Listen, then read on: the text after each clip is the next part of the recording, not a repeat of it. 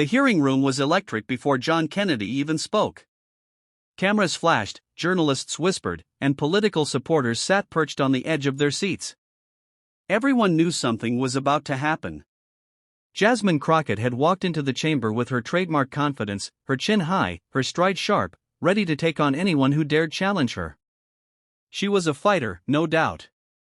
But that day, she had no idea who she was up against or how deep the lesson was about to cut.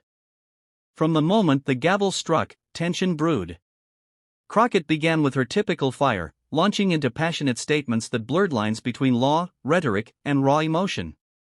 Her words drew cheers from her allies, but also smirks from critics who knew her arguments lacked the grounding of legal nuance. John Kennedy, however, sat silently, his glasses lowered, his southern drawl waiting patiently like a storm on the horizon. He didn't interrupt. He didn't smirk. He simply listened, because Kennedy knew that when he finally spoke, the silence that followed would thunder louder than any applause. When Crockett ended her tirade with a flourish, accusing lawmakers of hypocrisy and manipulation of the Constitution, Kennedy leaned forward. His calmness unnerved the room. "Congresswoman," he began, his voice low but commanding, "the Constitution is not a buffet line where you pick what you like and ignore what you don't. It's the supreme law of the land, and it applies the same to you as it does to me." The room froze. Crockett blinked, caught off guard by the simplicity yet sharpness of the rebuke.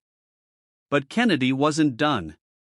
He broke down the foundations of law step by step, not with arrogance, not with hostility, but with a teacher's precision. He quoted Madison, Hamilton, and Jefferson, weaving their words into today's conflicts.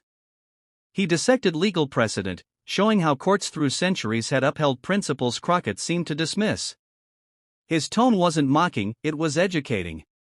Yet, every sentence carried a weight that pressed harder against Crockett's arguments. She tried to interrupt, tried to interject with passion, but Kennedy's steady rhythm overpowered her noise with reason. At one point, he paused, turned his gaze toward her, and said, "Passion without principle, Congresswoman, is just noise. And noise doesn't stand in a court of law. What stands is fact, precedent, and truth." The audience gasped, not because the words were cruel, but because they were undeniable. Kennedy wasn't humiliating her for sport. He was showing the nation that leadership requires both knowledge and humility. The longer Kennedy spoke, the more visible Crockett's frustration became. Her face flushed, her hands fidgeted with papers she no longer read. Every rebuttal she attempted fell flat against his calm rebuttals. It was as though she brought a sword to a duel, only to discover Kennedy was wielding an entire library. Her confidence began to erode, not because she lacked